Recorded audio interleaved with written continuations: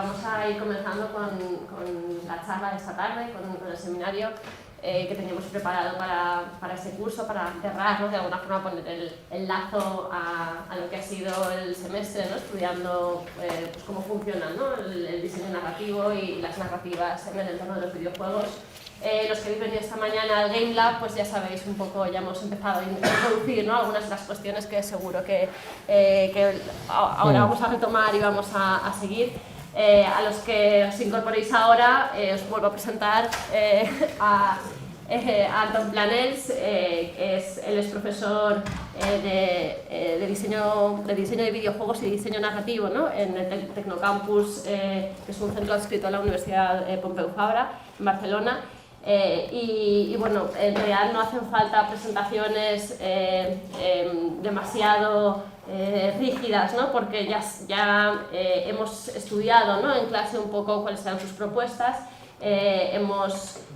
Nos hemos centrado, ¿no? Un poco en ver esa propuesta que él hacía de los videojuegos y los mundos de ficción, y lo hemos invitado pues, para que profundice en esta cuestión y nos hable, ¿no? de sus intereses, ¿no? En la investigación de los videojuegos, en los que está ahora, que precisamente tienen que ver, ¿no? Con esos argumentos universales que de alguna forma ya también apuntamos en clase y que va a venir, ¿no?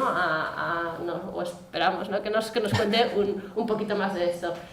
Para nosotros es un auténtico placer poder contar con una figura como él en la asignatura, ¿no? Para que de alguna forma venga a poner ese broche final, porque es una de las personas que de alguna forma está apuntalando, ¿no? El campo académico de los Game Studies en España, y es una de las personas de alguna forma que está pensando activamente y de una forma muy lúcida cómo funcionan las narrativas en los videojuegos. Entonces para nosotros es un placer tenerlo aquí.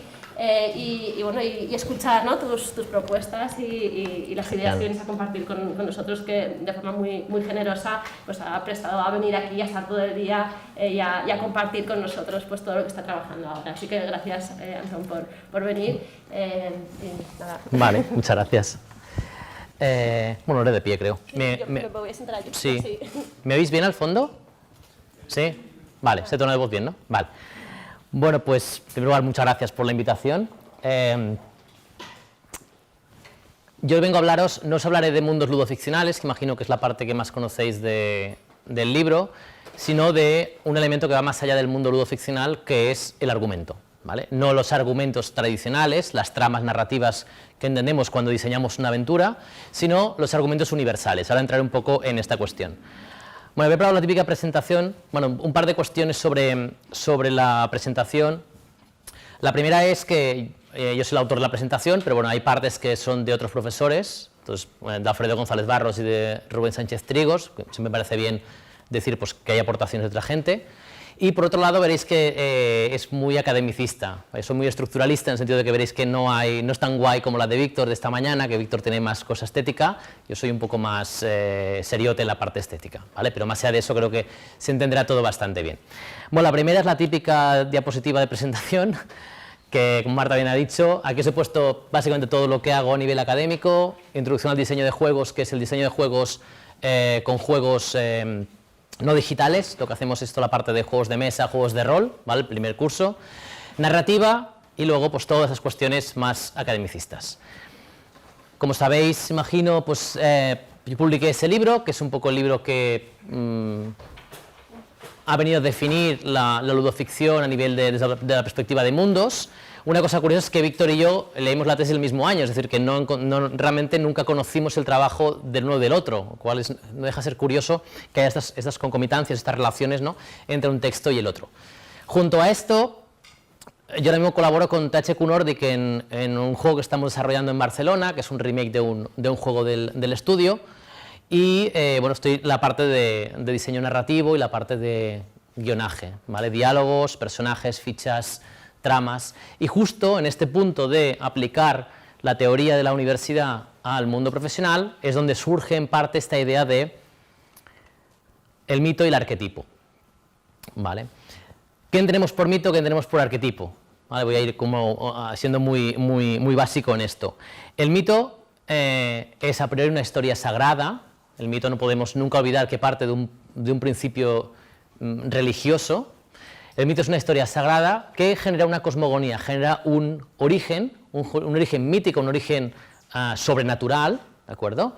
Y dentro de este origen sobrenatural que justifica muchas cosas, justifica, por ejemplo, que los reyes sean reyes, justifica el nacimiento de Roma, justifica el nacimiento del Imperio Germánico, justifica muchas cosas, o incluso justifica el nacimiento de la obra de Tolkien. Tolkien, cuando, imagino sabréis, cuando Tolkien crea su cosmogonía, lo que él llamó el Legendarium, Tolkien crea una especie de cosmogonía para Inglaterra. Para Tolkien todas las tramas artúricas eran insuficientes para trazar gran parte de la mitología británica y él decide incorporar su propia mitología, ¿de acuerdo? El mito, por lo tanto, tiene este origen cosmogónico, tiene este origen religioso y las grandes líneas mitológicas o las grandes tramas mitológicas que son totalmente ahistóricas en el sentido de que podemos encontrar mitos en cualquier cultura, en cualquier momento, ¿vale? Es decir, la mitología occidental, que es la que a nosotros más nos atañe, curiosamente encuentra reflejos en cualquier otra mitología. Mitologías, por ejemplo, los indios americanos comparten gran parte de nuestra mitología. Asia tiene un conjunto mitológico en el que algunos de esos arquetipos que veremos hoy los podéis encontrar igualmente, ¿vale? Por lo tanto, la mitología es interesante en primer lugar porque genera un conjunto de mundos, un conjunto de cosmogonías que no importa demasiado desde dónde la veamos, es algo que compartimos toda la humanidad. Si entramos al detalle, obviamente veremos elementos particulares, ¿de acuerdo? Pero a nivel abstracto, a alto nivel, es una de esas cosas que nos unen a todos independientemente del momento histórico, de la lengua, de la cultura, ¿de acuerdo? Yo, por supuesto, me centraré en la mitología occidental, que es la que a priori nos afecta más, y además así hacemos un poco el tándem con Víctor, que le ha tocado más la cuestión asiática, o la cuestión, en este caso, japonesa. El mito tiene una concreción muy específica, que es el famoso arquetipo, ¿de acuerdo? Aquí os he puesto un arquetipo fílmico y su traslación o su remediación en el videojuego, ¿verdad? El aventurero, aquel que busca el tesoro, lo podemos encontrar en multitud de culturas. Indiana Jones es el aventurero, el que busca el tesoro, y aquí tenemos dos casos de ejemplos del videojuego. Imagino que conoceréis toda la cuestión del viaje del héroe en Star Wars, con lo cual no entraré por lo tanto, pero Star Wars no solo es el viaje del héroe, o no solo es la traslación del viaje del héroe al cine, sino que también representa un conjunto de arquetipos que, insisto, se repiten en gran parte de los textos. De hecho, imagino que también sabréis que la base de Star Wars, la base en la que trabaja George Lucas, es una base japonesa. Él se basó en gran parte del imaginario japonés para crear Star Wars. Y aquí lo que tenemos son los arquetipos, grandes personalidades, grandes elementos, los maestros, la princesa, el héroe, el jugador, los aliados, el maestro del mal, el antihéroe, los cómplices. La primera lectura que quiero transmitiros es que la mitología, como veremos también en el videojuego, no está exenta de ideología. La princesa no es un elemento al mismo nivel que el héroe. Y hoy obviamente no trataré los principios de la mitología hoy desde la perspectiva feminista, porque eso es otra clase distinta, pero es obvio, no hace falta que imagino que defienda mucho esta idea, pero es obvio que la mujer no sale muy bien parada en la mitología, ¿no? Ni la mitología ni las derivas arquetípicas. En contraste tenemos una cosa que Víctor también ha hablado esta mañana, que es el estereotipo. El estereotipo es distinto del arquetipo. El arquetipo es ese elemento, insisto, transhistórico, transcultural, ¿de acuerdo? Aquel que podemos trazar independientemente del momento histórico. El estereotipo está íntimamente ligado a un momento cultural y a un momento histórico. Cada cultura tiene estereotipos en su momento histórico. En España, por ejemplo, y de hecho ha habido algunas tesis que casi lo han analizado, tenemos un estereotipo muy propio nuestro, ¿no? Que también lo tienen otros países del entorno, que es el estereotipo de la choni, ¿no? Si vos pensáis en, yo os digo, tenemos que diseñar la choni, ¿no? La choni de Castefa, por ejemplo, para irme un poco a Cataluña, pues tiene unas características, ¿no? Pero la choni, ¿vale? La choni como estereotipo se entiende aquí, pero si os vais a Grecia y les decís que hay que diseñar una choni, en Grecia no sabrán de qué estáis hablando, ¿vale? Por eso es una cuestión de estereotipos locales. Os he puesto el caso de Big Bang Theory porque es un caso interesante de cómo un canal más media como es NBC descubre que lo interesante no es el friki como público, ni es el friki como elemento de representación. Lo que interesa es el friki como estereotipo, ¿de acuerdo? Vosotros podéis hacer una serie de televisión, incluso una comedia, con frikis, ¿de acuerdo? Que sea divertida, pero en el caso de Big Bang Theory funcionó y sigue funcionando como serie. No digo que sea buena o mala, no entro en eso, digo que funciona a nivel de audiencias, porque lo que está haciendo es que se ríe del estereotipo, ¿no? Lleva al extremo el friki y se ríe de él, ¿de acuerdo? Por tanto, explota el cliché. Hay un enorme debate en el mundo académico, pero sobre todo en la industria, sobre el tema de los estereotipos. ¿Podemos usarlos para diseñar? ¿No podemos usarlos para diseñar? Bueno, es un gran debate que obviamente excede de mucho esta sesión, pero por norma general hay que ir con muchísimo cuidado, ¿de acuerdo? Con muchísimo cuidado. Dicho esto, volviendo a los arquetipos. Los arquetipos son, como os pongo aquí, lógicas, un elemento estructuralista de lugares comunes. ¿Esto qué quiere decir? Pues básicamente quiere decir que los mitos o las concreciones en argumentos universales generan estructuras en el tiempo, que si seguimos unos pasos concretos estamos dentro de ese argumento universal o de ese mito. Y nuevamente se pueden dividir en dos grandes familias. Aquí os he puesto algunas de las más comunes en Occidente. Los patrones narrativos, que son esas estructuras de eventos que van encadenados, ¿no? La fundación de la ciudad, es el caso, por ejemplo, del nacimiento de Roma, de la deriva de Troya, la caída de Troya es el germen del nacimiento de Roma, la búsqueda del tesoro, algunos de estos los veremos hoy, el laberinto, el descenso a los infiernos, el amor imposible, ¿de acuerdo? Son estructuras que podemos utilizar y que podemos ver replicadas en mil y un momentos. Y estos patrones narrativos son protagonizados por un conjunto de protagonistas. Edipo, obviamente, solo por el síndrome de Edipo ya imagino que todos lo conocemos. Antígona, que es la gran figura de la mujer de la resistencia, el antisistema. Ya adelanto que Antígona es la gran ausente del videojuego. Don Juan, ¿no? el hombre que es el gran seductor. Prometeo, aquel que roba el fuego a los dioses para dárselo a los hombres, que es por ejemplo el germen de la vida artificial. El Quijote, que es el hombre que pierde la cabeza, en este caso por la literatura. Macbeth, que es un personaje que veremos. Macbeth es el que sufre un ansia de poder, sube y cae. ¿De acuerdo? Lo interesante es que este tipo de argumentos universales pasan por un proceso que llamamos remediación, os lo pongo entre comillas y os pongo al lado el concepto en inglés porque siempre sabéis que esas traducciones son un poco complejas. La remediación como anclaje pragmático. ¿Esto qué quiere decir? Quiere decir básicamente que nosotros en cada contexto histórico, en cada momento, cogemos el arquetipo y le damos un sentido específico, ¿de acuerdo? Por ejemplo, si yo os digo que estos tres textos audiovisuales forman parte del arquetipo del rey Arturo, ¿os encaja?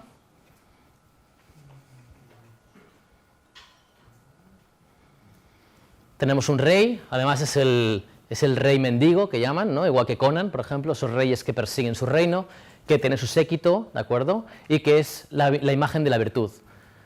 Tenemos aquí la película Brian De Palma, ¿no? Con un personaje que tiene su séquito, que son los intocables, y que él es el elemento de virtud. Si recordáis la película De Palma, él se pelea permanentemente por mantener esa virtud y por no ejercer la violencia, que es otro gran elemento clásico del ciclo artúrico. Y la Liga de los Hombres Extraordinarios sigue el mismo patrón de esa comunidad que tiene un líder, que es el líder que genera la confianza en la comunidad. Básicamente, ¿por qué nos interesan esos argumentos en los videojuegos? Porque hasta ahora os he puesto ejemplos de cómic, os he puesto ejemplos de cine. Bueno, yo os apuntaría 3 más una cuarta opción que es interesante. La primera de todas es porque si entendemos los argumentos universales, entendemos qué hay en juego, nunca mejor dicho, dentro de los videojuegos por parte del ser humano. O en otras palabras, entenderemos por qué podemos llamar cultura al videojuego. El videojuego no es cultura porque sea una industria, no es cultura porque tengamos que competir con el cine o con la literatura, es cultura porque habla del ser humano.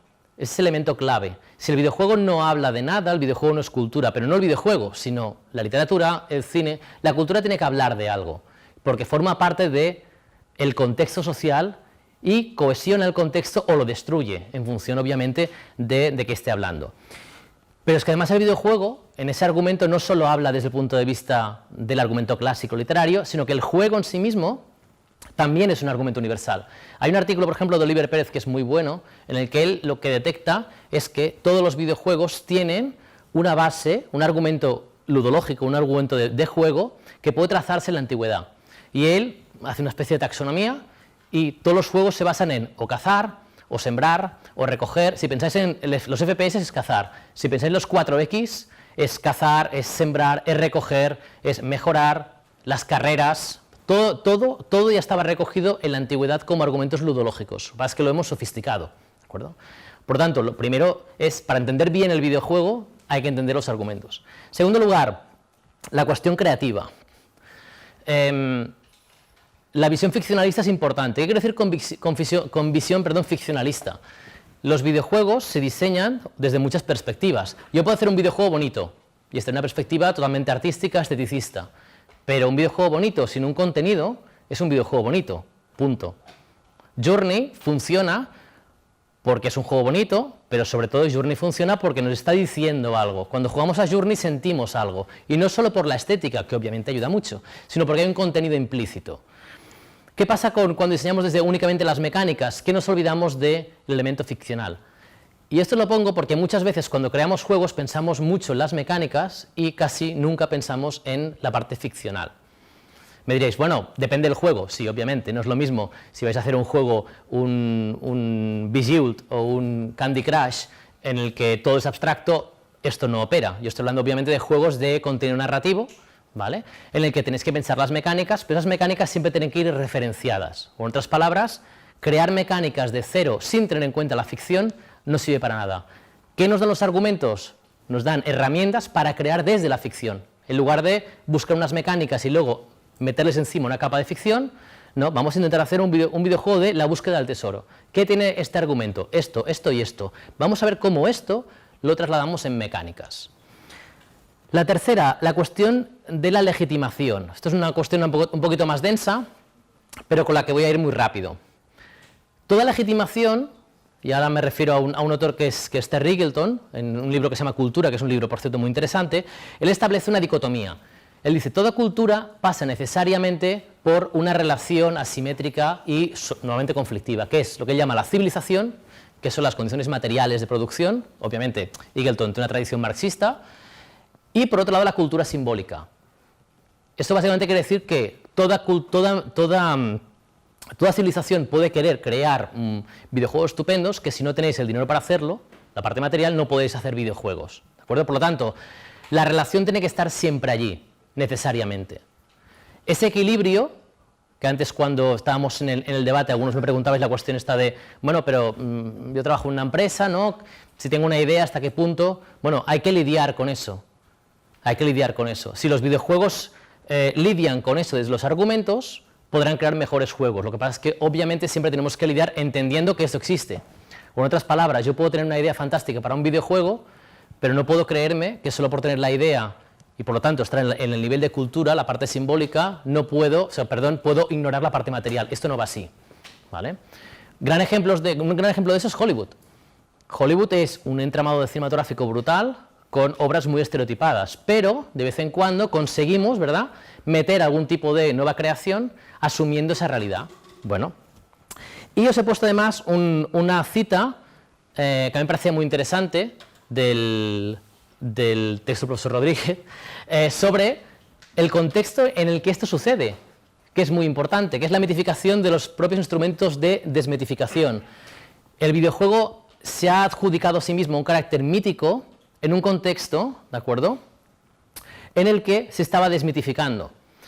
El videojuego era la rareza, el videojuego era la cosa rarita de vosotros jugabais a juegos y luego salíais a la calle a matar a niños, ¿no? Es un poco la idea que había en los 80-90. Los videojuegos han pasado por un proceso de legitimación, pero a su vez se han mitificado. Víctor antes lo apuntaba en el debate, decía, es que ahora parece que juegas a juegos, el juego es arte, el juego cura el cáncer, el juego... ¿Vale? Cuidado con eso, porque cuando el videojuego se cree que es mucho más de lo que realmente es, cuando le damos este estatuto de lo místico y de lo mítico, ¿de acuerdo?, blindamos el juego de innovación. Por lo tanto, básicamente, en este argumento es importante legitimar el juego entendiendo las condiciones materiales de producción y a su vez entendiendo que estamos en un contexto en el que el juego crece de una manera mítica, ¿m? Y que hay que intentar evitar que eso se coma el propio juego. Bien, ya entrando en toda esta la parte más teórica, entramos en una parte más distendida. ¿Qué veremos aquí? Argumentos universales. Básicamente la pregunta es ¿qué argumentos se usan en los videojuegos? No os traigo todos los argumentos, porque eso sería materialmente imposible, sino os traigo una selección. ¿Y con qué criterios? ¿Cuáles son los sobrerepresentados? Argumentos que están en el mainstream y que son básicamente hegemónicos. Aquellos que están representados pero de manera limitada, es decir, que el argumento universal clásico dice más cosas de cómo luego salta al videojuego. Y finalmente los infrarrepresentados o ausentes, aquellos que pueden estar y estarán en algún juego, pero que no tienen tanto recorrido como quisiéramos. ¿Vale? Obviamente me diréis, ya, pero de este he visto que hay 4. Bueno, estamos hablando siempre de cuestiones cualitativas, ¿eh? No es un estudio empírico. Un libro que os recomiendo, por si no lo tenéis ya referenciado, La semilla inmortal, de Jordi Bayó y Xavier Pérez. Es un libro súper interesante, súper ameno, muy fácil de leer, en el que se recogen 23 argumentos universales en el cine. ¿De acuerdo? Algunos de los que hablaré hoy están en ese libro y, insisto, es un muy buen libro para iniciarse en esas estructuras. Bien, vamos a empezar por el primero, la venganza. La venganza es posiblemente uno de los argumentos más sobrerepresentados de la historia del videojuego. ¿De acuerdo? ¿Conocéis a Orestes?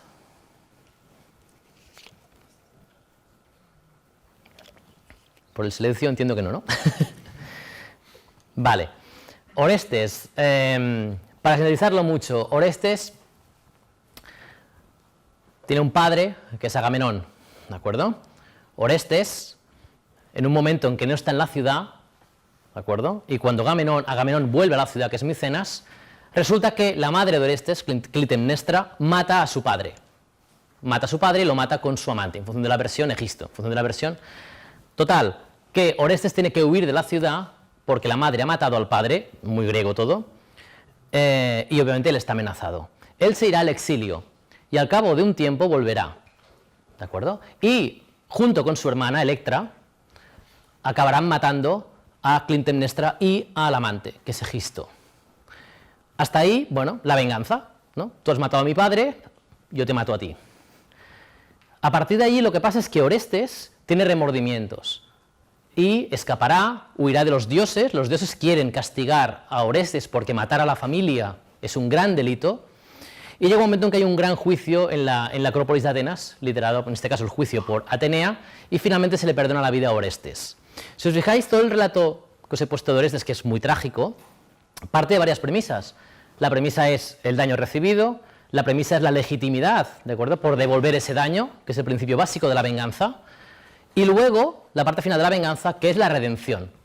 Todos esos textos audiovisuales que tenéis aquí tratan del argumento universal de la venganza, ¿no? Kill Bill, la venganza pasa por la cuestión de la maternidad y la cuestión del intento de asesinato de la protagonista. Gladiator, la pérdida de la familia justo después de la muerte de Marco Aurelio. John Wick, que es el caso más loco, no sé si habéis visto John Wick o la saga, pero John Wick es porque me has robado el coche y me has matado el perro. O sea, y a partir de allí, en una espiral loquísima a nivel de película.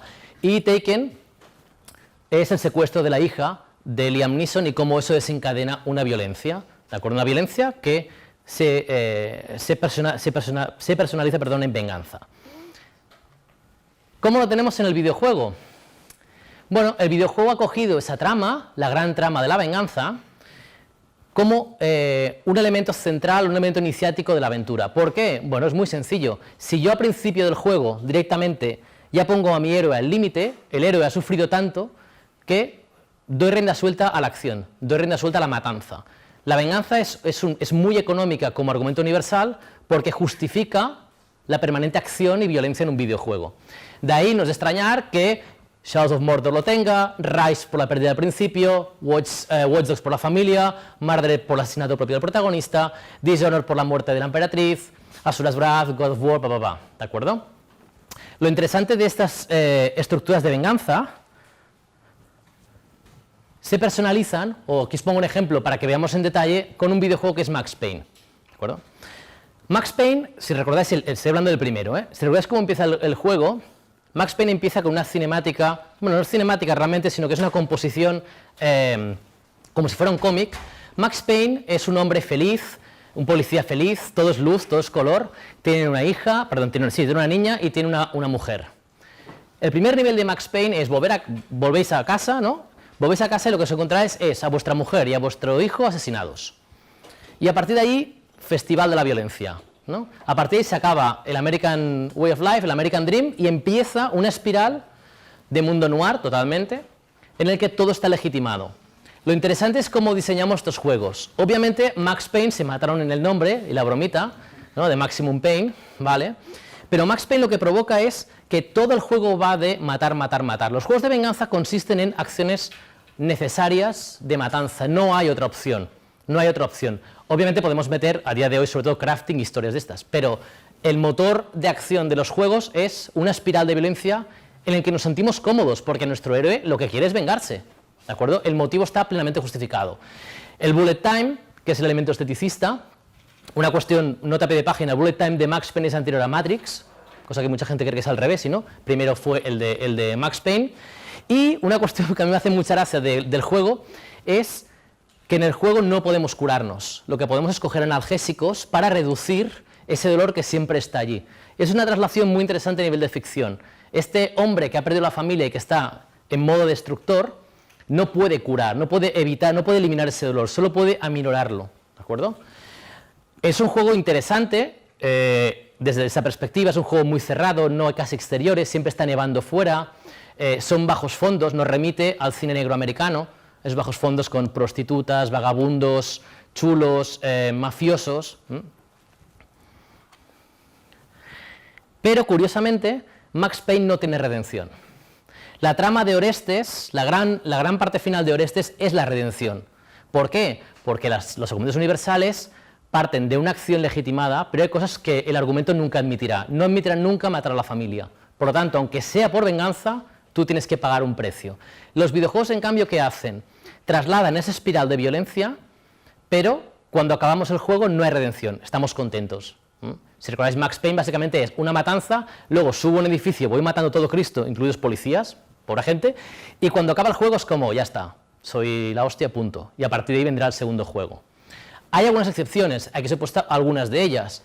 Rise, más allá de toda la problemática que tuvo con los Quick Time Events y todas las peleas, es un juego que tiene bastante elemento de redención. Y si habéis jugado Dishonored, la parte final de Dishonored sí que tiene un elemento de redención. De hecho, en función de lo que hagáis, podéis jugar a mayor o menor redención, ¿de acuerdo? Pero no es habitual que en la venganza tengamos esos procesos de redención. La venganza también nos permite otra cosa, que es una cosa muy interesante, que es la creación de héroes más oscuros. El clasicismo, entre comillas, del videojuego que tiene Mario, tiene Sonic, tiene el antihéroe gracioso, Guybrush Threepwood, ¿no? Pero realmente con este tipo de tramas empiezan a aparecer los antihéroes faltones, ¿no? Conker es un gran ejemplo de ello, ¿de acuerdo? Los antihéroes oscuros, aquellos que aceptan ciertos poderes que no pertenecen a la luz, sino que pertenecen a la oscuridad, por lo tanto ya el acto de la venganza ya no es virtuoso. Ya admitimos la oscuridad dentro de un acto de venganza. O cosas como protagonizar, ¿no? Un videojuego en el que somos un asesino a sueldo. Bueno, pues eso parece que también forma parte de la operativa de la venganza.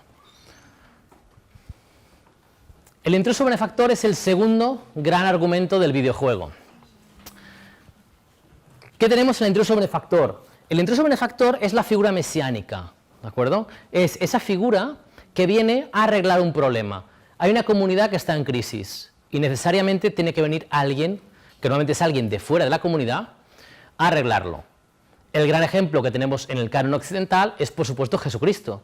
Jesucristo sigue todos los pasos del intruso porque no pertenece a la comunidad, benefactor. Es una persona que viene de fuera. Sabemos que Jesús no se educó en Judea, se educó, según dicen, en Egipto, o eso es lo que parece indicar casi todo. Es una persona que vino a soliviantar a los romanos y vino a intentar estabilizar el sistema, provocó la crisis del sistema y luego tuvo que morir, ¿no? Tuvo que morir para establecer otra vez esa edad dorada de la comunidad. Aquí os he puesto una cita bíblica, no acostumbro poner citas bíblicas en las charlas de videojuegos, pero creo que esta es interesante, porque Jesús dice, no crean, ustedes, no crean que vine a traer paz a la tierra, no vine a traer paz sino espada.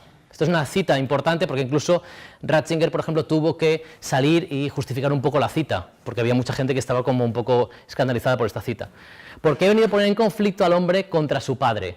El intruso benefactor no es alguien que viene a poner paz, es alguien que viene a luchar y viene a cuestionar la comunidad, el epicentro de la comunidad. Ejemplos, tenemos algunos ejemplos interesantes. Batman y Superman son exactamente eso. Batman es un personaje trastornado, es un personaje que tiene un problema y eso implica que tiene que irse fuera de la comunidad a educarse y cuando vuelve tendrá que salvar a Gotham de todos los problemas que tiene Gotham.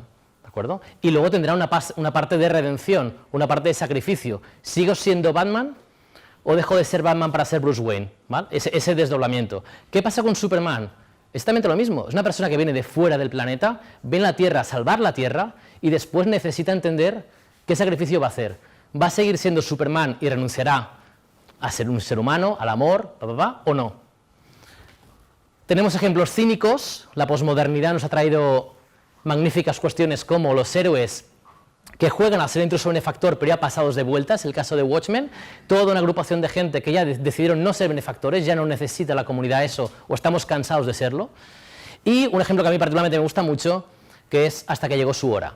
Hasta que llegó su hora es una película en la que tenemos un intruso benefactor, porque es un intruso relativo, ¿no? A través de la armónica, el hombre de la armónica, llega, nadie sabe muy bien por qué llega, pero interviene en la comunidad para producir una venganza. En este caso tenemos un doble relato. Una persona, es un poco spoiler, lo siento, pero hay una venganza personal que a su vez implica ser intruso benefactor.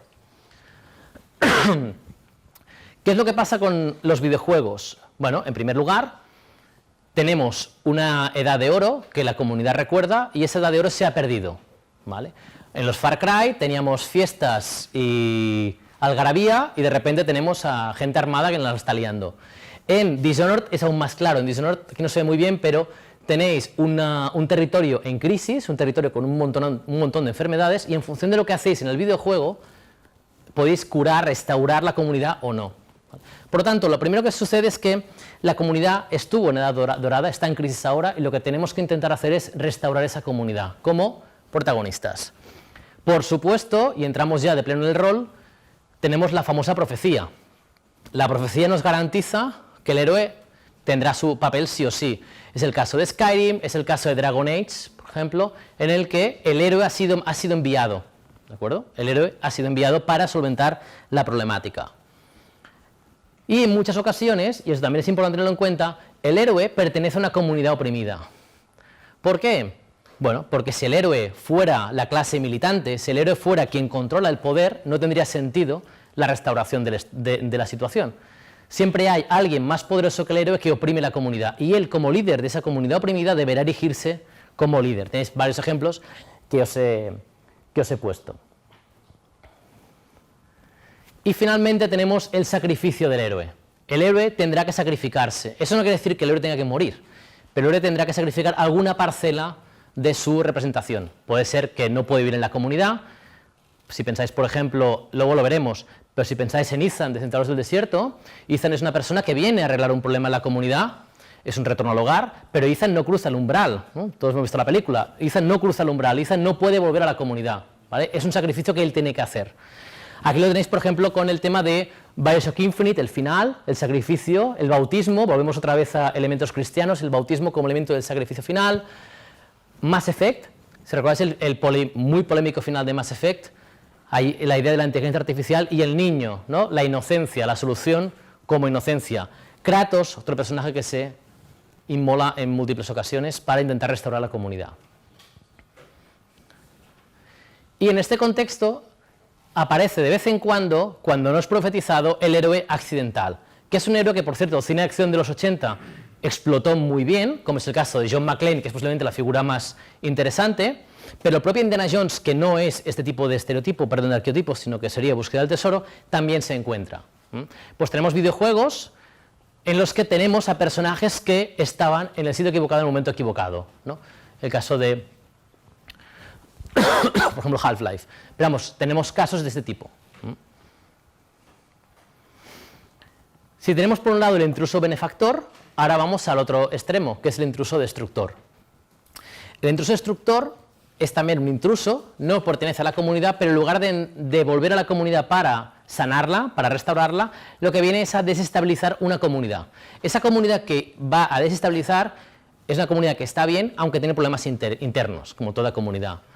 Ejemplos clásicos, sin duda, toda la figura de Drácula, os pongo el Drácula más animalista, que es el de Nosferatu, pero desde el Drácula Nosferatu hasta, iba a decir Twilight, pero no diré Twilight, hasta prácticamente los 80-90, las películas de la Hammer, por ejemplo, o la película de Coppola, ¿no?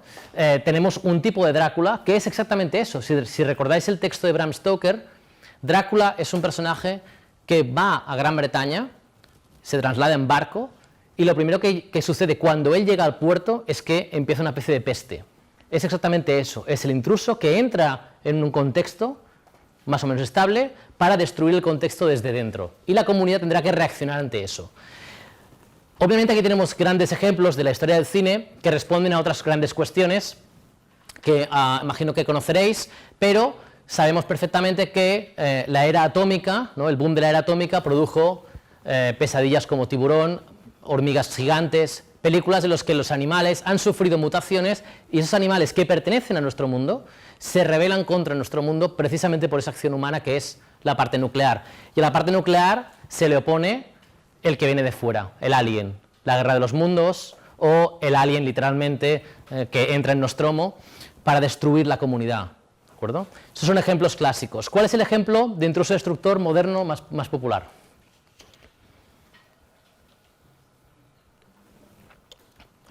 Lo tenéis hasta en la sopa. Carl. ¿No? Carl. No. ¿Vale? Exacto. El último hit en intruso destructor es el zombie. Y el zombie, que también le hemos cogido el videojuego, aquí solo quería apuntar las dos familias de zombies que a veces olvidamos. La familia de Romero, que es el zombie clásico. No olvidéis que el cine de Romero es un cine anticapitalista desde el punto de vista ideológico. Romero coge un centro comercial, pone unos zombies, ¿no? Y dice, mirad en lo que nos hemos convertido. ¿Vale? Romero pone zombies lentos en un centro comercial porque es una crítica al capitalismo. Él dice, en eso somos. Pero hemos pasado del zombie lento de Romero al zombie que corre más que Usain Bolt, ¿no? Tenemos a esos zombies que corren la leche y a estos ya que son como Castellers, ¿no? En caso de Guerra Mundial Z.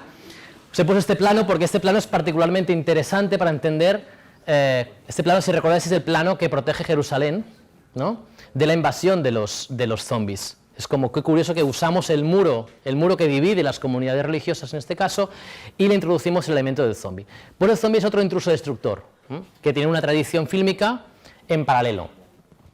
¿Qué pasa en el caso del videojuego? El intruso destructor es interesante en su doble vertiente, como personaje que podemos identificar y como gran masa. Como personaje que podemos identificar, suele ser el antagonista, y aquí también hay muchísima investigación a la que os invito a que consultéis si os interesa, que se plantea abiertamente, ¿no? Porque todos los Call of Duty siempre tienen los mismos enemigos. Call of Duty, el enemigo siempre es el árabe, ¿no? El ruso, ¿no? Lo del zombies, lo de los nazis está muy amortizado ya, ¿no? Pero es curioso que actualmente, desde la era post-2008, el malo es principalmente el árabe. ¿Por qué es el árabe? Porque, volvemos a esta idea, los argumentos universales y en general todo texto audiovisual o interactivo no es ideológicamente neutro.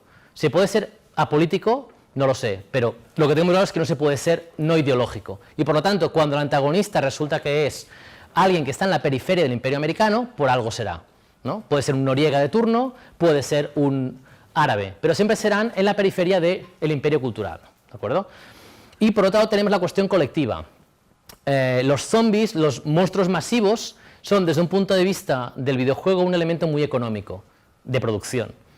¿Por qué? Porque yo hago una IA, le pongo la IA al bichito y tira millas, ¿vale? Y eso os digo que es literalmente así, ¿de acuerdo? Sabed, me imagino que sabréis, que en el caso de Shadows of Mordor sí que hicieron este intento súper interesante por dotar de personalidad a esta horda de zombies, llámale orcos, por el contexto de Tolkien, ¿no?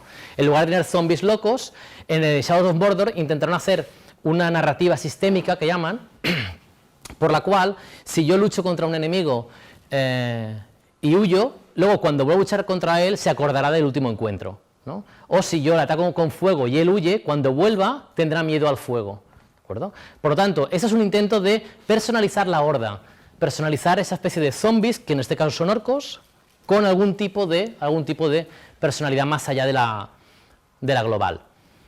Es interesante también cómo en el videojuego este tipo de intruso destructor se enfrenta a un héroe, al protagonista, que son héroes que están en dos polos. El polo de esto se puede salvar, restaurar el orden, o el polo de aquí no va a salir nadie vivo y lo que tenemos que conseguir es sobrevivir, ¿de acuerdo? Es interesante porque, insisto, la polarización es brutal en los videojuegos, no hay un punto medio entre restaurar el orden y sobrevivir, ¿de acuerdo? No hay casi negociación. Y finalmente un ejemplo interesante, que es la cuestión de poquísimos juegos en los que nosotros somos el protagonista como intruso destructor. Estoy hablando obviamente de literalmente intruso destructor. Overlord es el señor oscuro. Overlord realmente está muy influenciado por Dungeon Keeper, en el que nosotros gestionamos nuestra mazmorra, gestionamos a nuestros minions y entran héroes a robarnos el oro. Lo que tenemos que hacer es intentar destruir a los héroes con nuestros orcos. Pero esto es muy extraño, no tenemos demasiados videojuegos en los que llevemos al intruso destructor. Por lo tanto, eso también es un giro interesante que podéis plantearos. En lugar de ser el héroe, ser el antagonista. Hay un caso muy concreto, pero bueno, que es un spoiler enorme que os haré ahora mismo, que es el caso de Braid, ¿no? Braid, que es, ¿sabéis?, el Super Mario indie con mecánicas de tiempo. Sabéis que Braid, al final del juego, la princesa huye de nosotros. Durante todo el juego nosotros buscamos a la princesa. Y cuando llegamos al final del juego, que tenemos una doble pantalla, nosotros queremos coger a la princesa por arriba, y la princesa nos va cerrando las trampas, ¿vale? Nos va evitando. Braid es una metáfora, aunque tiene 1000 interpretaciones, y Jonathan Blow siempre ha dicho que no hay ninguna buena, porque es, ya sabéis, es autor, entonces nunca acertaréis. Lo interesante de Braid es que siempre hay esa lógica de yo estoy persiguiendo a esta mujer, ¿vale? ¿Y por qué huye? Si leéis los textos de Braid, veréis que tuvieron una relación conflictiva en el pasado, veréis que ella fue sometida a unos ciertos maltratos, y aquí sí podemos entender que nosotros hemos entrado a destruir esa comunidad, que en ese caso la familia. Pero es un caso un poco peculiar, no es tan aplicable como aquí. Después tenemos el tercer gran relato, que es la búsqueda del tesoro. La búsqueda del tesoro está basado en el famoso relato de las Argonáuticas, de Apolonio de Rodas, el famoso texto de Jasón y los Argonautas, ¿no? Jasón va a buscar el vellocino de oro, coge un barco que será el Argos y coge una tripulación y se echa al mar. Lo interesante de la búsqueda del tesoro no es el tesoro en sí, el tesoro es interesante. Lo interesante de la búsqueda del tesoro es la doble dimensión del tesoro. El tesoro puede ser un elemento virtuoso, suele serlo. Por ejemplo, el caso del ciclo artúrico, buscar el Santo Grial no es el tesoro de oro. El Santo Grial implica la virtud, ¿no? Yo busco el Santo Grial para ser virtuoso. Pero a su vez también tiene este otro reverso que es la tentación de la codicia, ¿no? El caso del Señor de los Anillos es palmario en eso. En el Señor de los Anillos tenemos un héroe que permanentemente está siendo tentado por el tesoro, ¿no? El anillo le dice, no me tires al monte del destino, ¿no? Cógeme. Y Indiana Jones, si habéis visto La Última Cruzada, Indiana Jones tiene en una única secuencia, que es la final, los dos polos. Indiana Jones con el cáliz y Elsa, que es la chica, curioso, chica mala, ya os he dicho que las mujeres no salís muy bien paradas en esto, la mujer que sí cae en la tentación. Bueno, ella es nazi y quema libros, ya de entrada iba mal la cosa, pero la tentación está ahí, ¿no? ¿Cómo pasa esto en el videojuego? Bueno, aquí os he puesto ejemplos de algunos de los videojuegos que en sus orígenes dispararon toda la trama de la búsqueda del tesoro. El tesoro ha sido siempre un motor muy económico para el videojuego. Cuando digo económico me refiero a útil desde un punto de vista narrativo. ¿Por qué? Porque al fin y al cabo, intentar buscar un tesoro implica aumentar en puntuación, aumentar en habilidades, por lo tanto, progresar en diseño de niveles. El nivel es progresivo. Así como la venganza tiene un nivel exponencial en la violencia, aquí el nivel es exponencial en la búsqueda, la complejidad. De ahí que el 99,9% de plataformas que conocéis Se basan en búsquedas del tesoro progresivas en el tiempo y que son incrementales en dificultad, porque es lo más sencillo, entre comillas, desde el punto de vista de diseño, a realizar. Que se puso el ejemplo, por ejemplo, de la Adventure Colossal Cave buscaba tesoros, el Adventure de Atari, que es el precursor, es un cáliz, ¿de acuerdo? Los grandes juegos de los orígenes tiran por aquí. Pero no solo ellos. El tesoro también se ha usado en infinidad de ocasiones como el gran MacGuffin del videojuego. ¿Cuál es el secreto de Monkey Island? Pues que ni Ron Gilbert lo sabe. El secreto de Monkey Island es como el Big Whoop de Monkey Island 2. Nadie lo sabe, es sencillamente ese gran tesoro, ese gran secreto que justifica toda la aventura. Y si os fijáis en todas las sagas de la mayor parte de juegos de Ubisoft, por ejemplo, y el propio Mass Effect 3, siempre tenemos este elemento que es el MacGuffin. El MacGuffin es un concepto que inventó Hitchcock, por el cual el objeto de deseo, el objeto que el héroe busca, es un elemento absolutamente intrascendente, en el sentido de que podría ser modificado o cambiado por cualquier otro objeto. Al final es irrelevante el objeto en sí. Lo importante es que ese objeto motiva al héroe a iniciar la búsqueda. ¿De acuerdo? El tesoro es el MacGuffin, pero el tesoro implica necesariamente un acto de realización. Hay videojuegos que no buscan tesoros, hay videojuegos que buscan que el personaje se realice a sí mismo, y eso también puede ser en sí mismo un acto de búsqueda del tesoro. Gran parte de los indies que tienen estos videojuegos depresivos, tristes y tal, van por aquí los tiros, ¿vale? Realizarme, yo soy un indie, yo me realizo a mí mismo creando este tipo de títulos. Ejemplos: Guybrush Threepwood quiere ser pirata. Si os fijáis, Monkey Island es la locura hecha juego. Tiene un tesoro MacGuffin absurdo, que es el secreto, y la realización del personaje, que es ser pirata, cuando es un inútil y es un antihéroe. O sea, es una realidad súper compleja y que nos parece una chorrada, pero hacer algo así no es tan fácil. Y un juego que con Víctor hemos hablado muchas veces, que es un juego que a día de hoy sería muy difícil de hacer, es Larry. Si habéis jugado a Larry, la saga de Larry, Larry es un hombre de 50 años, bajito, feo, es un voyeur, es un maleducado, y básicamente todo el juego consiste en que él quiere tener sexo con todas las mujeres que se encuentra. ¿Vale? Pues su realización personal es esa, y ya está. Es el tesoro que busca. Ante esto, tenemos un problema, que es a vueltas con la mujer. La búsqueda del tesoro no es la búsqueda del amor, y esto es una confusión que hay que ir con muchísimo cuidado. Cuando Mario busca a la princesa para casarse, ¿de acuerdo? Mario lo que quiere es la princesa como trofeo, no nos engañemos, ¿vale? No hay un dispositivo del amor, no hay un romance, no hay una elaboración, no es una trama amorosa. De allí que tengamos muchos videojuegos clásicos y no tan clásicos que lo que han hecho es convertir a la mujer, la han cosificado, han convertido a la mujer en el cáliz. Nos da igual que el tesoro sea monedas, oro, el santo grial o la mujer como esposa perfecta. ¿De acuerdo? La cuestión está en que la mujer se convierte en un trofeo más, o se convierte en una llave de paso, que llamamos. El caso, por ejemplo, de Grim Fandango, tenemos una mujer que es llave de paso. El caso de BioShock Infinite es incluso más extremo. En BioShock Infinite la mitad del juego es subir hasta la torre hasta liberar a Elizabeth. La otra mitad del juego es de Elizabeth para abajo. ¿De acuerdo? Obviamente eso no quita que Elizabeth sea un personaje interesante, que tenga atributos, que funcione narrativamente. Lo que digo es que en este momento la mujer es una llave, ¿vale? Es una llave que abre parte del camino.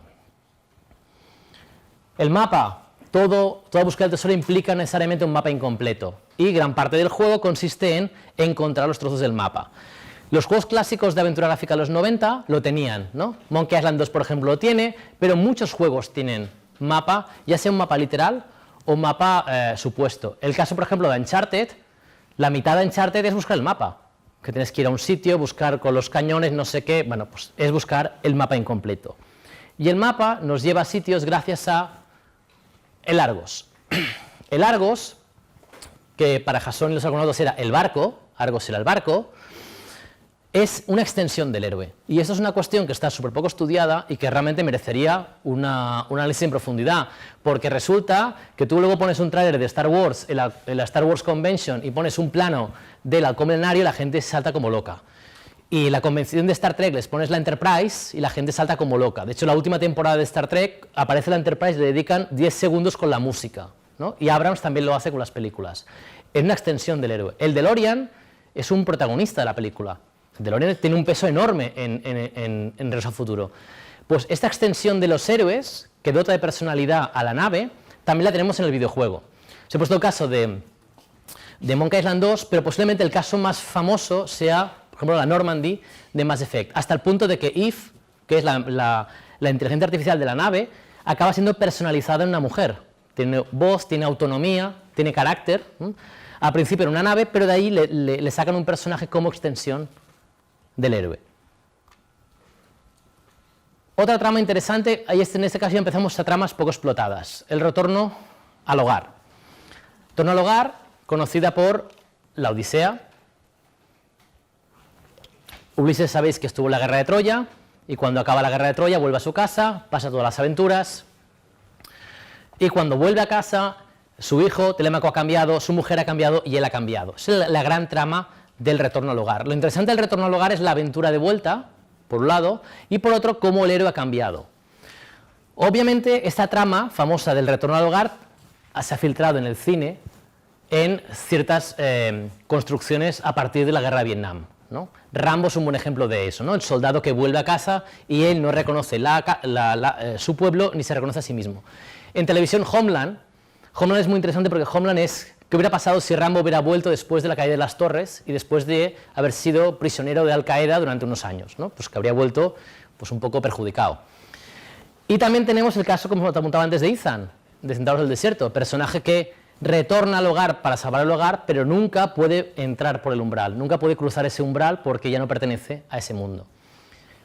En videojuegos tenemos, aquí se ha puesto alguna selección, ¿de acuerdo? Estos son juegos en los que literalmente hay un retorno al hogar. El retorno al hogar puede expandirse. Por ejemplo, Life is Strange es otro ejemplo interesante de retorno al hogar, ¿no? Ella vuelve a la universidad en su pueblo y se reencuentra con su infancia, ¿vale? Pero no es muy habitual. De hecho, Brothers tiene una parte muy pequeña de retorno. Es más un viaje de ida que de vuelta, ¿vale? Pero bueno, lo que pasa es que la vuelta es significativa por lo que pasa con la familia. Este tipo de tramas son muy poco habituales en el videojuego. ¿Por qué son poco habituales? Porque nuevamente, por la lógica incremental, insisto, en la cuestión de pasar de nivel 1 a nivel 90, por poner un ejemplo, es mucho más interesante el viaje de ida que el de vuelta. Si yo voy mejorando. Si yo vuelvo, ya he mejorado, ¿vale? Yo os animo a que intentéis hacer relatos del retorno al hogar, porque son muy interesantes. Lo que pasa es que son obviamente complejos de generar. Algunos ejemplos interesantes. A veces el que vuelve es un impostor, caso de Homeland. A veces el que vuelve es amnésico, vuelve de la guerra, tiene secuelas y tiene problemas serios. Ejemplos clásicos de ello: el protagonista de Flashback, Jack, el protagonista de Bioshock, ¿no? Bioshock es un personaje que no recuerda nada, y de hecho la gracia de Bioshock está en desentramar qué narices ha pasado aquí. Bioshock es el Shutter Island del videojuego, en ese sentido. Y luego tenemos un ejemplo que ha salido previamente en la charla, que era el de Spec Ops: The Line. Otro amnésico que todo cobra sentido al final. Por lo tanto, fijaos que sí que tenemos algunos ejemplos, pero nos falta desarrollar mucho más esto, porque es un potencial enorme. Ir desentrañando la narrativa a lo largo del tiempo para entender por qué el héroe está donde está. Y tramas aún más extrañas, las tramas del amor. El amor, aquí podemos dividir el amor en dos grandes familias. Una es el amor redentor, o el amor imposible, lo podemos llamar así. El famoso cuento de la Bella y la Bestia. El cuento de la Bella y la Bestia es un cuento que es súper interesante de leer, porque es un síndrome de Estocolmo como una catedral. Y no estoy hablando de Disney. Disney dulcificó esto, porque si Disney hubiera hecho la peli basada en el libro, no se lo dio ni Cristo del cine. Es alucinante, ¿eh?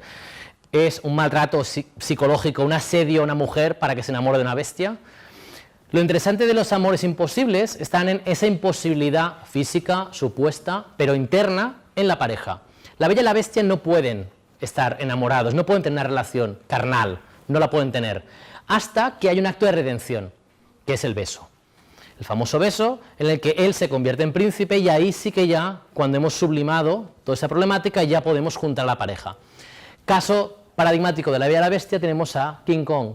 En este caso no hay sublimación, en este caso obviamente hay muerte de una de las partes, y aquí entraría toda una categoría que tampoco exploremos ahora, que es todo el amor necrófilo, ¿no? El amor con... No, claro, es que Ghost ojo con Ghost, que es una peli importante. Aquí no, esto no va más, obviamente. No podemos, ¿no?, estar enamorados, no podemos consumar una relación con un fantasma. El amor imposible no es lo mismo que el amor prohibido. El amor prohibido es Romeo y Julieta. El amor prohibido, el problema no es interno de la pareja, no es que no puedan consumar, no es que hay una incompatibilidad física irreductible, sino que hay un contexto exterior que imposibilita esa relación. El caso de Romeo y Julieta es obvio, las familias peleadas, ¿no? Y curiosamente, que es la gran gracia de Romeo y Julieta, las familias se arreglan cuando ellos dos han muerto. Bueno, no solo ellos dos, sino Mercucho, Paris, que ha muerto la mitad del reparto, y todas las familias dicen, ah, bueno, ya, entonces ahora somos amigos, ¿vale? Pero ha tenido que morir la mitad de la familia. Lo interesante de Romeo y Julieta es que ellos están enamorados, hay una relación de amor, pero ese amor es prohibido, y es prohibido por un contexto exterior. Aquí os pongo dos ejemplos, que además son bastante interesantes. Breve Encuentro, la película de David Lean, es un gran ejemplo de drama burgués, de señora burguesa que se enamora de un médico, pero no pueden consumar ese amor porque va contra la moral burguesa de la época. Ella está casada y tiene niños, no se puede ir con este señor que es médico que se va a África. Y más recientemente, La La Land. La La Land es una película, no sé si la habéis visto, pero tiene un final súper interesante porque La La Land lo que viene a deciros es, podéis ser feliz con vuestra pareja siempre y cuando renunciéis a vuestro futuro profesional, a vuestros sueños. Y es una película que plantea al final ese debate, ese gran debate. De hecho, no sé si la habéis visto, pero si veis el final de la película veréis que hasta el final está jugando con qué va a pasar con esa pareja. ¿Cómo lo hace el videojuego? Esto es lo que le importa a día de hoy al mainstream del videojuego. Tenemos un montonazo de tweets cada vez que sale, recuerdo la época que salía Mass Effect.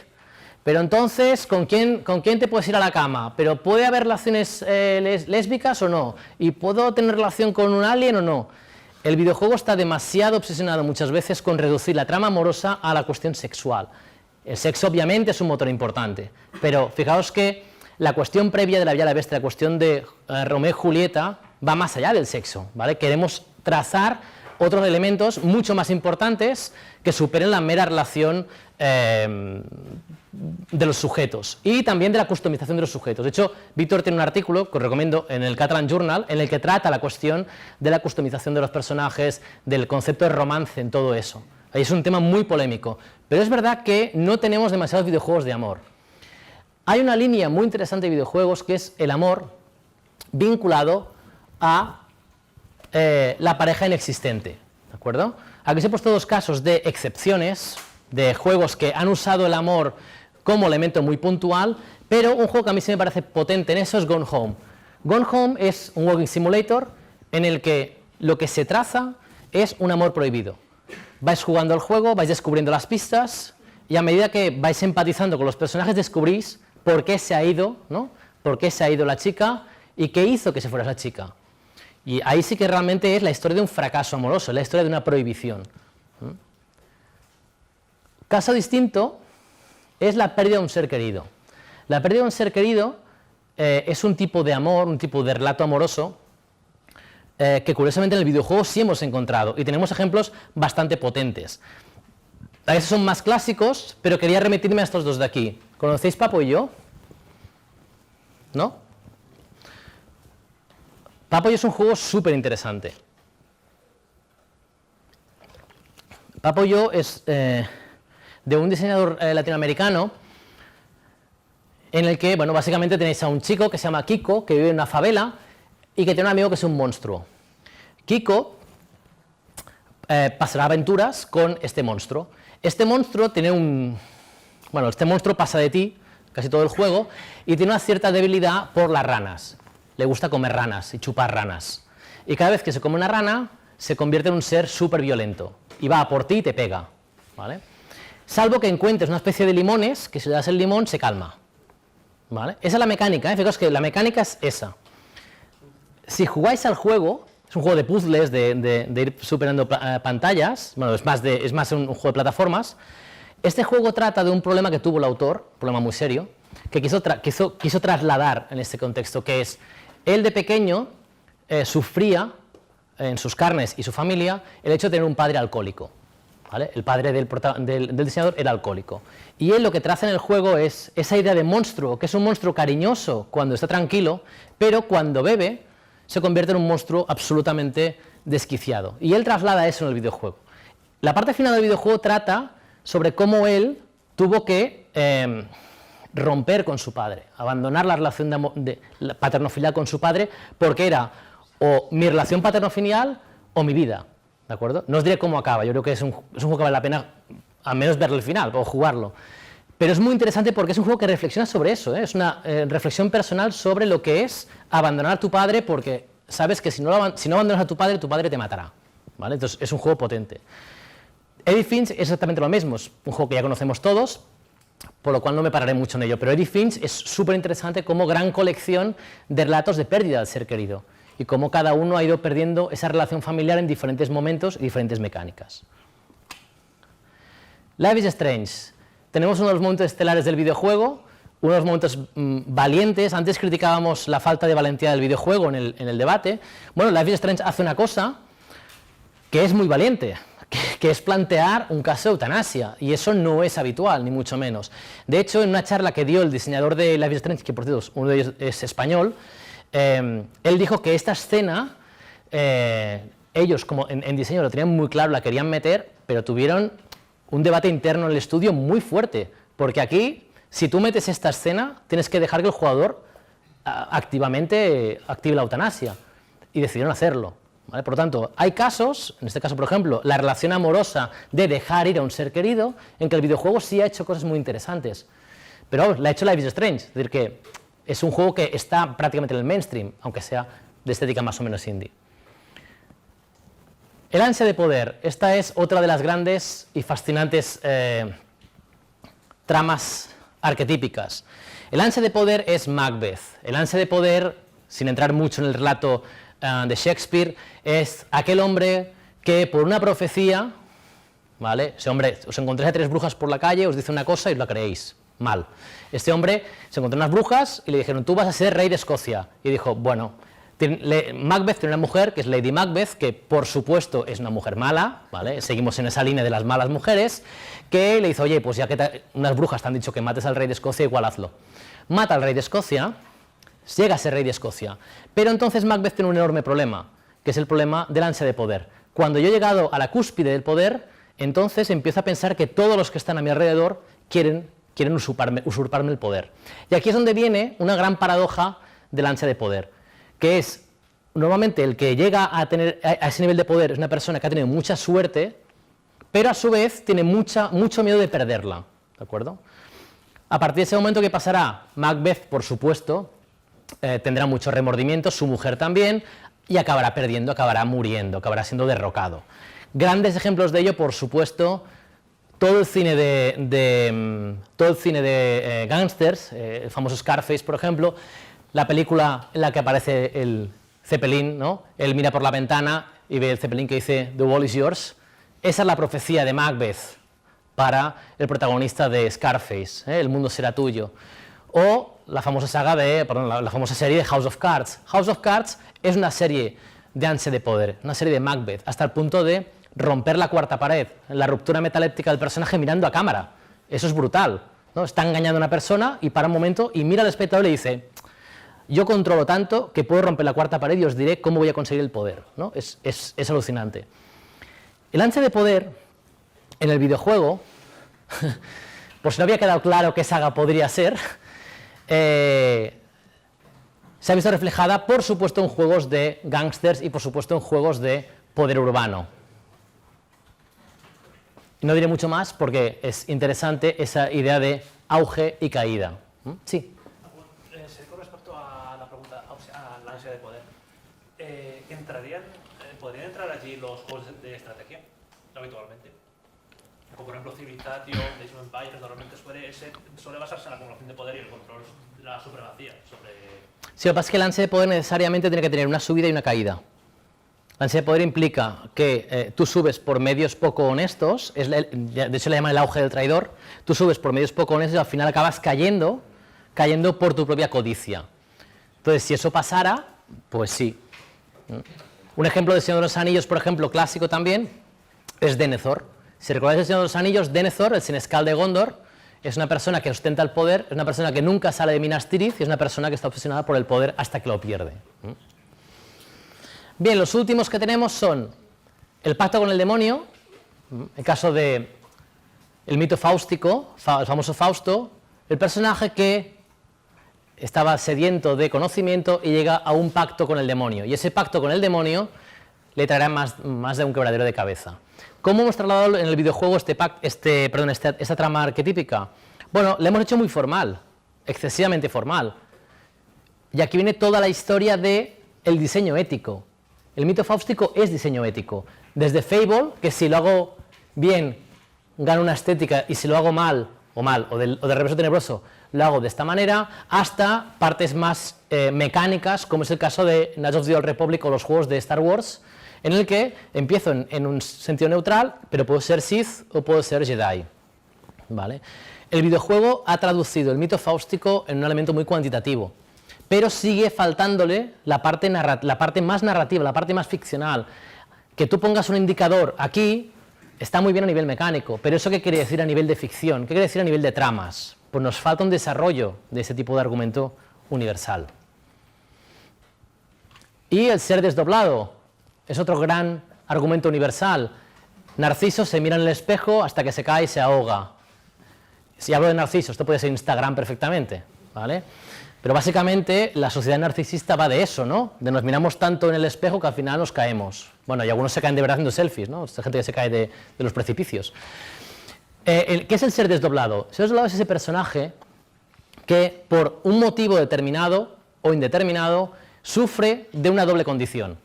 La doble condición más famosa es la del Dr. Jekyll y Mr. Hyde, que en su momento fue una crítica a la sociedad burguesa, el médico reprimido, que cuando das rienda suelta a esa represión se convierte en un animal salvaje, y las dos personalidades no tienen por qué estar conectadas necesariamente.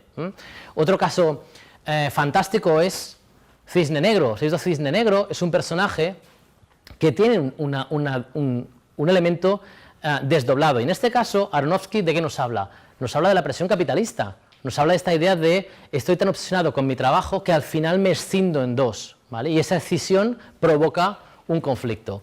O la parte más moderna del ser desdoblado, que es el famoso concepto de asesino en serie. Desde M, el vampiro de Düsseldorf, película obviamente brillante donde se traza esa idea, El silencio de los corderos, Psicosis, Dexter, ¿de acuerdo? Y que podéis ver en la serie Mindhunter, por ejemplo, cómo se ha trazado toda la cuestión del ser desdoblado. ¿Qué pasa con el videojuego? Que nos seguimos quedando a medias en la aplicación de la trama, porque el ser desdoblado tendrá que justificar un conjunto de acciones por esa doble condición. Primero os pongo un ejemplo de seres desdoblados limitados. El videojuego lo que está haciendo con el ser desdoblado es dar dos estados, ¿no? El estado normal del personaje y el estado empowered, ¿no? Empoderado del personaje. Resulta que el ser desdoblado es o normal, pues como Goku, ¿no? Goku normal, Goku super guerrero, ¿no? Esta especie de vinculación con habilidades. Pero ahí nos quedamos. Es verdad que tenemos casos de, más spoilers, casos de psicópatas, ¿vale? En las que sí opera el elemento ser desdoblado. Un ejemplo interesante de videojuego que aplica hasta las últimas consecuencias el ser desdoblado es Alien Madness Returns. Es un juego en el que lo llevan al último extremo. ¿Qué quiere decir? La segunda parte de Alicia es Alicia se salva de un incendio en su casa, toda su familia muere menos ella. Y, cosas de la vida, acaba en un psiquiátrico. Esa es Alicia en el mundo real. Esta Alicia es la Alicia que no puede hacer nada. Cuando jugáis a este nivel, no podéis hacer casi nada. Os podéis mover, pero no podéis atacar, no podéis hacer nada, porque estáis en un psiquiátrico. Nadie puede hacer nada en un psiquiátrico. Pero cuando Alicia se duerme, pasa al mundo de los sueños. Y en el mundo de los sueños, esta Alicia es una Alicia súper poderosa, es una Alicia que puede hacerse grande, que tiene multitud de armas. Es el juego, la parte de las plataformas. El juego es interesante porque en función del momento narrativo va saltando de uno a otro. Y cada ser desdoblado es coherente en sí mismo. Es una aplicación interesante de este argumento universal, de cómo el argumento justifica las mecánicas, ¿no? Y no a la contra, no simplificamos la mecánica. Finalmente, el interior del laberinto. Esta es posiblemente la más potente y la que a mí particularmente más me interesa. El interior del laberinto se basa en la obra de Kafka, El castillo. K, el personaje, va a una ciudad, en esa ciudad él tiene un empleo, pero la burocracia es tan bestia que es incapaz de hablar con la gente que le ha ofrecido el trabajo. Por lo tanto, estamos hablando del personaje ante la burocracia. Hay casos de personaje ante la burocracia, hay casos de personajes sometidos a un modelo dictatorial, Orwell, Huxley y el caso que hablamos hoy también de El cuento de la criada, que es un caso personalizado en la mujer. Y este caso es muy valiente, insisto, porque un hombre sufre, pero ¿qué pasa cuando el mito orwelliano lo llevamos a la mujer? La mujer sufre el doble por su condición de mujer. Lo interesante aquí está en que hay un videojuego que es Papers, Please, de Lucas Pope. Si no habéis jugado, yo creo que es uno de los básicos. En Papers, Please, ¿quién ha jugado Papers, Please? Ah, vale, casi todos, vale. Si recordáis Papers, Please, vuestra función es la de vigilar la frontera de un estado inventado, un estado totalitario socialista que es Arstotzka, y lo que tenéis que hacer es ir viendo, ¿no?, los pasaportes. Como sabréis, la mecánica principal de Papers, Please, que es muy interesante, es si yo reviso bien los papeles, todo el mundo está en regla, yo cobro el 100% de mi sueldo y por lo tanto puedo pagar la calefacción, la comida, las medicinas. Si yo me equivoco, en algún momento, alguien pasa con un pasaporte caducado, por ejemplo, yo voy perdiendo el sueldo. Esta es la mecánica. ¿Dónde entra el potencial ético y el potencial sistémico de esto? Una mujer huye de un maltrato y te dice, no tengo los papeles en regla, pero si no me dejas entrar, mi marido que está allí vendrá y me matará. Claro, ahí tienes un dilema, ¿no? El dilema es, o le salvo la vida y pierdo dinero y a lo mejor no puedo dar de comer a mis hijos, o no es mi problema, muérete, ¿no?, y me voy a casa tan tranquilo. Papers, Please habla de un estado totalitario y habla de una cosa que es súper interesante, que es el concepto de la banalidad del mal, que imagino que muchos conoceréis. La banalidad del mal de Hannah Arendt, ¿no? Hannah Arendt articuló, lo voy a resumir mucho, pero Hannah Arendt articuló un concepto que es la banalidad del mal, por el cual la gente que está en situaciones extremas, como es el caso, ella lo llevaba, por ejemplo, al tema del nazismo, llega un momento en que la gente se mimetiza con un sistema, por muy opresivo que sea, porque ese sistema es útil, ese sistema es pragmático.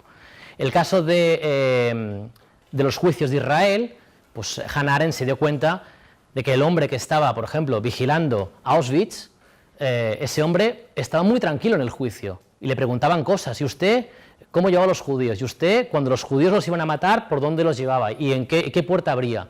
Y él se dio cuenta de que ese hombre no era un malo malísimo que estaba orgulloso, no era un psicópata, era un señor normal y corriente, era un funcionario. ¿Vale? Papers, Please va de eso. Papers, Please va de, sois un funcionario.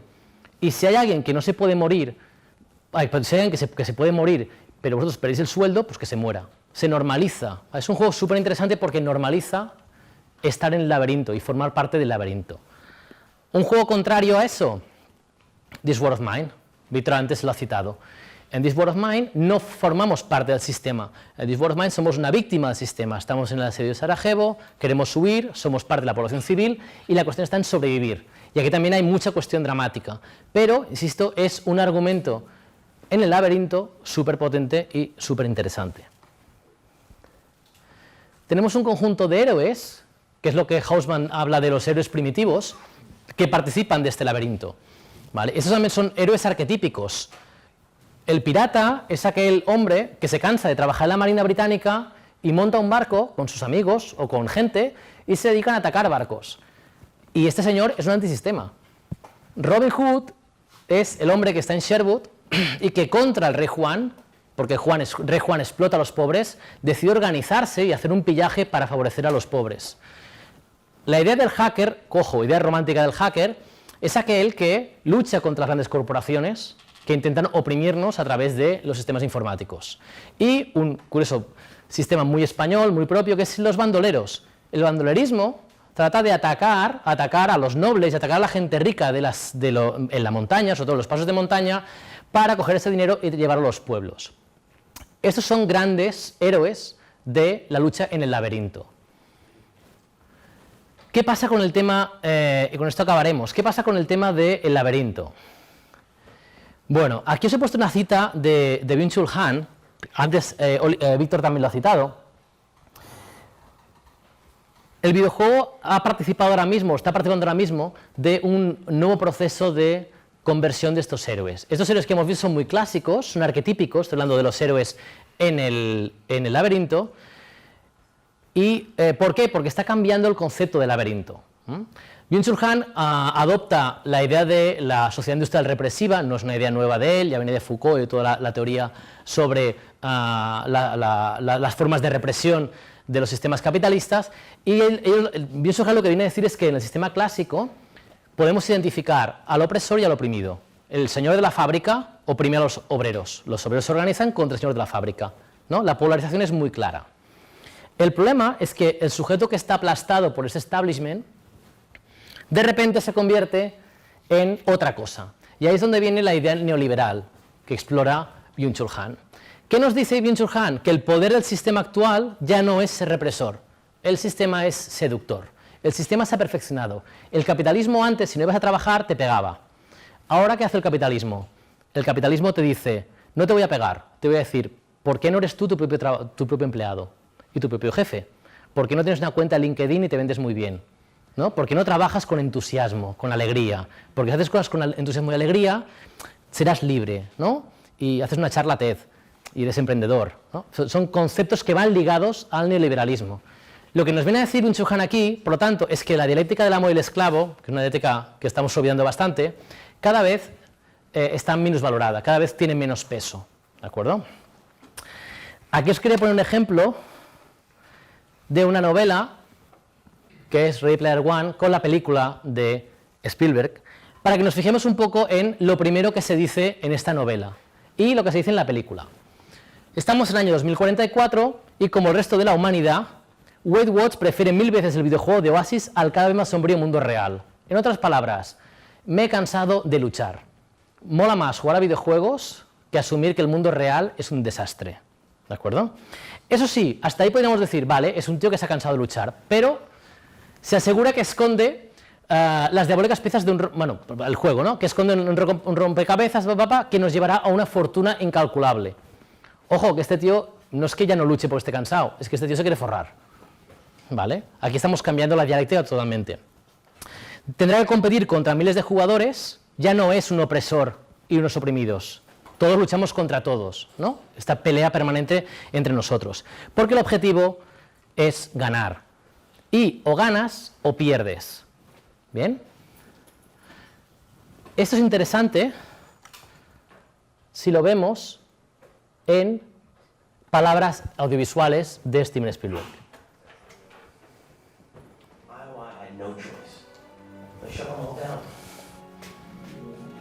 Esta escena final es magnífica. Es el dueño de Oasis y cierra los martes y los jueves, ¿eh? Porque tiene que luchar por la revolución, ¿eh?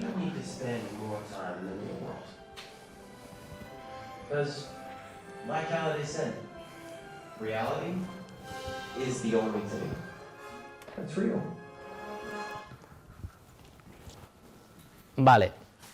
¿Por qué es interesante esto? Que es una secuencia muy corta. Steven Spielberg es el tío que hizo la lista de Schindler, ¿eh? O sea, es el tío que ha dicho, cuidado con los campos de concentración, cuidado con los opresores. Es el tío que hizo Múnich, es el tío que acusó a Israel de hacer asesinatos selectivos por el mundo. Y luego lo que se hace es una peli en el que supuestamente está cansado de luchar, acaba siendo el dueño del videojuego, que es, insisto, este sistema amable y seductor, y acaba él con la chica, y acaba él con la tele de plasma, el pisazo, porque The Real Thing es esto. Eso es The Real World, ¿vale? Esto es la conversión del rebelde en lo que nosotros hemos denominado, un artículo que hemos hecho con Oliver y Víctor, el anti-establishment cool videolúdico, ¿no? El videojuego recoge esto y es, bueno, hay un tío que lucha contra el sistema, que es el de Ready Player One, pero es guay, ¿no? Es decir, es un tío que, de hecho, Oliver tiene un texto súper interesante en el que plantea si se ha visto la película, plantea un momento que hay una discusión entre el dueño de Oasis y el protagonista. Y no es una lucha entre el oprimido y el opresor, es una lucha entre la startup y el empresario de toda la vida. Es la sucesión, es el cambio en el control del poder. El videojuego lo que está haciendo en algunos casos es coger paradigmas y personajes míticos, arquetipos míticos que son rebeldes clásicos, el pirata, y lo que convierte es a estos rebeldes clásicos en tíos guays que rápidamente olvidan su trayectoria. A modo de ejemplo, Black Flag. Si habéis visto cosas de historia de la piratería, los piratas se organizan en barcos, los capitanes se elegían democráticamente, las mujeres podían ser capitanes, no había, por ejemplo, esclavitud, es decir, había un modelo muy interesante en la piratería del Caribe.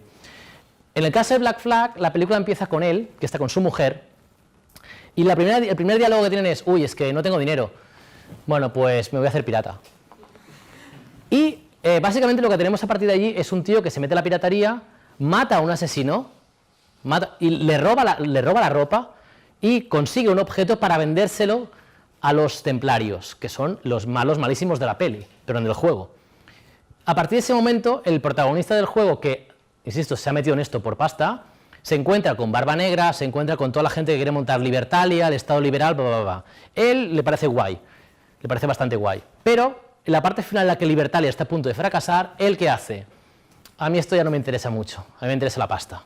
¿Y cómo acaba el videojuego? Efectivamente, él vuelve a Inglaterra con mucho dinero. Esto es el rebelde del anti-establishment cool. Y finalmente, a modo de resumen, estos son los más frecuentes en el videojuego, los argumentos más frecuentes que os he mostrado. Estos son aquellos que son frecuentes, pero desgraciadamente no tienen desarrollo, o nos hemos quedado a medias, y aquellos que siguen siendo poco frecuentes y que tendrían una trayectoria muy interesante, porque realmente podemos hablar de muchas cosas de la contemporaneidad a partir de estos relatos míticos. ¿De acuerdo? Pues ya está. Muchas gracias.